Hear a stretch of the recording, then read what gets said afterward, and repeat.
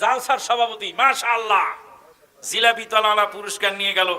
তোমরা পাংসারা কি করো? মারহাবা, জাযাহুল্লাহ খায়ের। এইবার চমৎকার উত্তর দিয়েছেন, আলহামদুলিল্লাহ।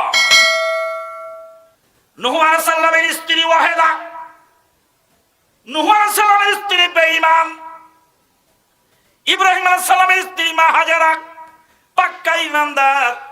ঈমানদারের পেটে ইসমাইল জন্মগ্রহণ করেছিলেন, আর বেঈমানের পেটে কেনান জন্ম নিয়েছিল। বেঈমানের ঘরে বেঈমান জন্ম নেয়।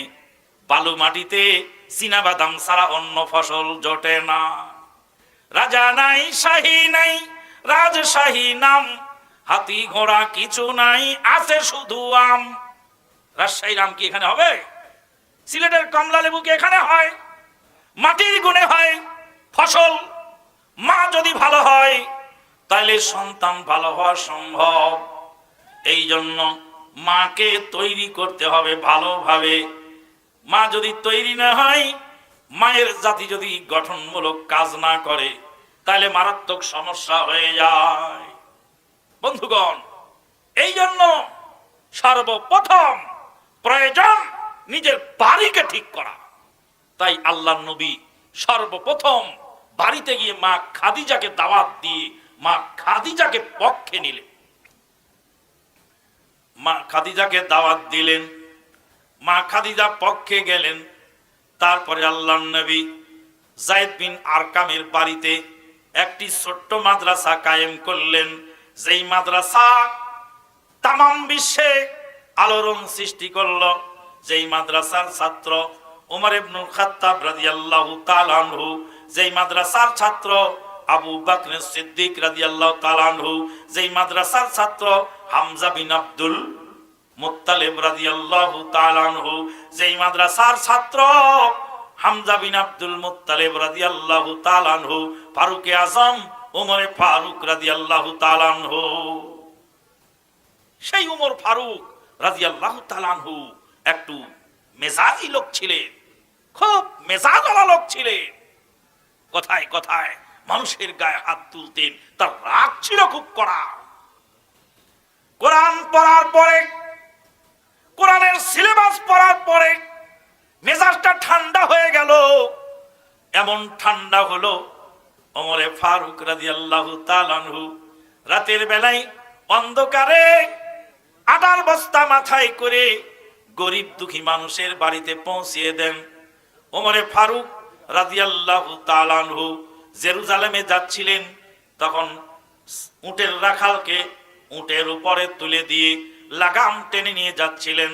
মরুভূমি হয়ে পার খলিফা ওমর পৌঁছিলেন যবে জেরুজালেমের দ্বার। ছুটিয়া আসিল রোম সেনাপতি, উষ্ঠবাসীন দীর্ঘ মুরুতি, দেখি শ্রদ্ধায় করিল বিনতি। কুর্নিশ বারবার খলিফা ওমর পৌঁছিলেন যবে জেরুজালেমের দ্বার।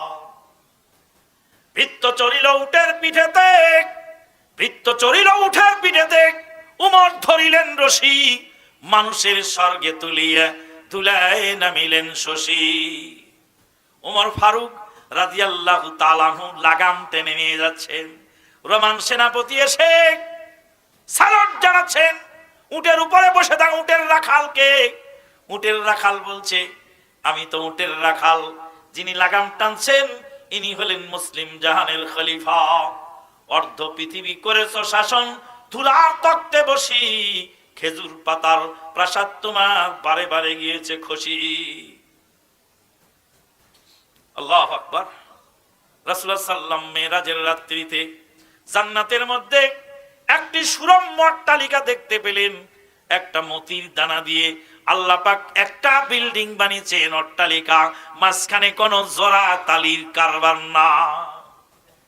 একটা মতির দানা দিয়ে, একটা মুক্তা দানা দিয়ে একটা বিল্ডিং বানিয়েছেন আল্লাহর নবী। সেই বিল্ডিং এর পাশে দাঁড়ালেন জান্নাত ভিজিট করতে গিয়ে। দেখলেন একজন মহিলা ওখানে হাত ধুচ্ছেন বা ওযু করছেন। আল্লাহ নবী বললেন, মহিলা, এই বিল্ডিং তার মালিক কে গো? বলে, আখিরি জামানার পয়গম্বর নবী মুহাম্মদুর রাসূলুল্লাহ সাল্লাল্লাহু আলাইহি ওয়াসাল্লামের উম্মতের একজন সৌভাগ্যশীল ব্যক্তি এই বিল্ডিংটার মালিক আমার আল্লাহ বড় সুন্দর করে এই একটা মতির দানা দিয়ে একটা বিল্ডিং বানিয়েছে। সুনাভানের পুঁথির কিতাব নয়, সহিহ বুখারীর হাদিস বলছি। আল্লাহ নবী বললেন, মহিলা শোনো, আমি হলাম আখিরি জামানার পয়গম্বর। আমার উম্মতের মধ্যে সৌভাগ্যশীল ব্যক্তিকে, যার জন্য আল্লাহ এত সুন্দর বিল্ডিং বানিয়েছেন, মাঝখানে কোনো জোড়াতালি নেই, একটা মুক্তার দানা দিয়ে একটা অট্টালিকা পূর্ণাঙ্গ করেছেন আল্লাহ। বললেন, মহিলা বললেন, আপনার উম্মতের মধ্যে খাত্তাবের বেটা উমর ইবনুল খাত্তাবের জন্য আল্লাহ রাব্বুল আলামিন এই বিল্ডিংটা তৈরি করে রেখেছেন। আল্লাহর নবী মেরাজ থেকে ঘুরে এসে বললেন, ওমর, তোমার বিল্ডিংটা জান্নাতের মধ্যে দেখে আসলাম। আমি চেয়েছিলাম বিল্ডিং এর ভিতরে ঢুকে ভিতরটাও দেখবো, কিন্তু তোমার মেজাজ বড় কড়া, তুমি তো বড় অভিমানী ব্যক্তি গো, তাই তো আমি বিল্ডিং এর মধ্যে ঢুকতে পারি নাই, আমি ফিরে চলে এসেছি। আল্লাহর নবীকে বললেন, ওমরে ফারুক, আলাইকা গারু ইয়া রাসূলুল্লাহ, হে আল্লাহর নবী, আপনার উপরে অভিমান করবার কি আছে? আমরা ছিলাম ছাগলের রাখাল অপদার্থ, আমরা মারামারি করতাম, আমরা হিংসা জিজ্ঞাসায় লিপ্ত ছিলাম গো। আপনারও ছিলাই, আমরা ইসলাম পেলাম, কোরআন শিখলাম, কোরআন শিখে আমাদের সৌভাগ্যের দ্বার খুলে গেল, আমরা মারামারি হিংসা জিজ্ঞাসা ভুলে গেলাম।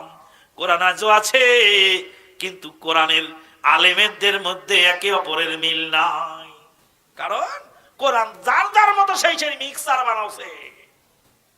ওষুধ হলো তিতা, তিতে ওষুধ খেতে মন চায় না, ডাক্তার সাহেব আমার তিতে ওষুধ খেতে মন চায় না, এক মুঠ চিনি মিলাই লই, ওষুধের মধ্যে চিনি মিলায় মিলায় যার যার মতো সেই সেই বানায় লইছে। মেডিসিন যেইভাবে এসেছে সেইভাবে নাই।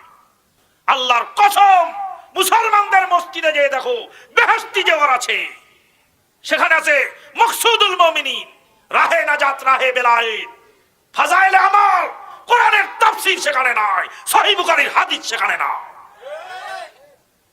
আমি কয়েকটা মসজিদের সভাপতি, আমার সভাপতি বানায় তো আমার তো সময়ও নাই, আমি সময় দিতেও পারি না। আমার এলাকার মসজিদের সভাপতি, এক মসজিদের সভাপতি, আমি কয়েকটা মসজিদের সভাপতি, তার মধ্যে একটা মসজিদে গাট্টি বুকসা লয়ে জিরা, তেজপাতা, গরম মশলা, চাল ডাল, নুন তেল সব নিয়ে মসজিদের বারান্দায় রান্না বান্না চলছে আর খাওয়া দাওয়া চলছে। আমাকে ফোন দিয়ে বলে, মাদানী সাহেব, এই যে গাট্টি বুকসা নিয়ে এসে মসজিদের বারান্দায় রান্না করে খাচ্ছে, তো ওদেরকে থাকতে দেবো না খেদায় দেবো? খেদায়ও দিন না, থাকতেও দিন না। সে আবার কেমন? বলে একটা পলিসি শিখিয়ে দিই। ওর হাতে দেখেন ফাজাইলে আমল একটা কিতাব আছে, ওই কিতাবের মধ্যে ভুল বানাওয়াট, মিথ্যা গল্প, কিসসা কাহিনী, শিরক বেদাত, কুফরি কালামের মধ্যে আছে। ওই কিতাবটা নিয়ে বলেন যে এই কিতাবটা দাও, আর এই সহিহুল বুখারী এটা নাও, এই সহিহ বুখারী বাংলা অনুবাদ আমাদের মসজিদে আজীবন পড়ে শোনাও, কিন্তু এই ভেজালি কিতাব তোমাকে পড়তে দেওয়া হবে না। যতদিন ইচ্ছা আমাদের মসজিদে থাকো, তোমার কোনো আপত্তি নেই, কিন্তু শর্ত হলো একটাই, তোমার ওই ভেজালি কিতাব পড়তে পারবা না, এই বুখারী পড়তে হবে। কেন চট করে বুখারী সুরে ফেলে মেরে, বুখারী কোন নবী লিখছে, দাও আর কিতাব, আমি চলে যাই তোমার মসজিদ থেকে। কিতাব কেড়ে নিব, মসজিদ থেকে চলে গেছে, হয় মাদানী সাহেব খেদাও দেয় নাই, থাকতেও দেয়নি, একাই চলে গেছে। বুখারী দেখে, বুখারী সহিহ হাদিস যেটা তোমরা বারংবার খতম করো, বুখারী খতম করলে ফিতনা হয় না, বুখারী মানলে ফিতনা হয়। বুখারী মানলে ফিতনা হয়। 43 বছর বুখারী পড়িয়ে একজন মুহাদ্দিস, একজন শাইখুল হাদিস, একদিন 2 রাকাত সালাত রাসূলের তরিকায় আদায় করবার নসিব জোটে নাই, তার মতো বদকিসমত দুনিয়াতে আর হয় না। আল্লাহ রাব্বুল আলামিন বলেন, মাসালুল লাযিনা হুমিলুত তাওরাতা সুম্মা লাম ইয়াহমিলুহা কামাসালিল হিমারি ইয়াহমিলু আসফারা। যাদের দৃষ্টান্ত, যাদেরকে তাওরাত দেওয়া হয়েছিল, তাওরাত অনুযায়ী আমল করে নাই, তাদের দৃষ্টান্ত গাধার মতো। কে বলেছেন গাধার মতো? আল্লাহ। তর্জমা করতেছি আমি, আমার উপর রাগ করে লাভ নেই। মাসালুল লাযিনা হুমিলুত তাওরাত সুম্মা লাম ইয়াহমিলুহা কামাসালিল হিমারি ইয়াহমিলু আসফারা। যাদেরকে তাওরাত দেওয়া হয়েছিল তাওরাত অনুযায়ী আমল করে নাই, তাদের দৃষ্টান্ত গাধার মতো। গাধার সারা জীবন বোঝা টানে কিন্তু একটু চেখে দেখে না। গাধা চিনির বস্তা টানে না, লেবুর বস্তা টানে না। লেবু আর চিনি দিয়ে শরবত বানায় গরমের দিনে খেলে কি মজা, ও কি গাধা দেখেছে কোনদিন খেয়ে? গাধা আটার বস্তা টানে না, ময়দার বস্তা টানে, ঘিয়ের টিন টানে, ঘি দিয়ে ময়দা দিয়ে গরম পরোটা বানায় খেলে কেমন লাগে তা সে জানে না। ময়দার বস্তা টানে আর চিনির বস্তা টানে আর তেলের বস্তা টানে, তেলের টিন টানে, কিন্তু গরম জিলাপির স্বাদ গাধা কোনোদিন খেয়ে দেখে নেই। আল্লাহ পাক বলেন গাধা বোঝা টেনে নিয়ে যায় কিন্তু বুঝার মাল চেখে দেখে না। তাওরাত পড়লো, তাওরাত মুখস্থ করলো, তাওরাতের বিদ্যা শিখলো, কিন্তু তাওরাত অনুযায়ী আমল করলো না। তাদের দৃষ্টান্ত তথৈবচ। বুখারী 43 বার খতম করেছে, 43 বছর যাবত বুখারী পড়ালো, 2 রাকাত সালাত বুখারী অনুযায়ী পড়তে পারে না। তাদেরকে এর সঙ্গে তুলনা করলে অত্যুক্তি হবে না।